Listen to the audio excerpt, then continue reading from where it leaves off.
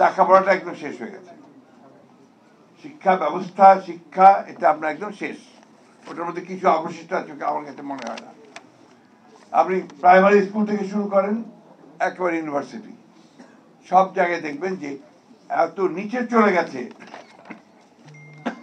তার মান, এটা ঠিক বলে বোঝানো যাবে না। নতুন প্রজন্মের নতুন নেতা সৈয়দ আবদুল্লাহ, তিনি ফ্যাক্ট চেক সাংবাদিক ও সোশ্যাল অ্যাক্টিভিস্ট।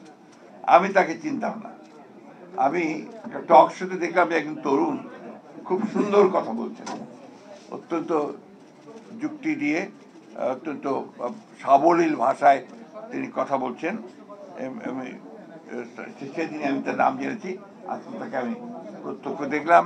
আমি খুব খুশি হয়েছি যে আমাদের একজন তরুণ, তিনি সম্ভবত এই বৈষম্যবিরোধী ছাত্র আন্দোলনের সঙ্গে জড়িত সমন্বয়ক, তিনি অত্যন্ত চমৎকার করে আপনার অনেকগুলো বিষয় তুলে ধরেছেন।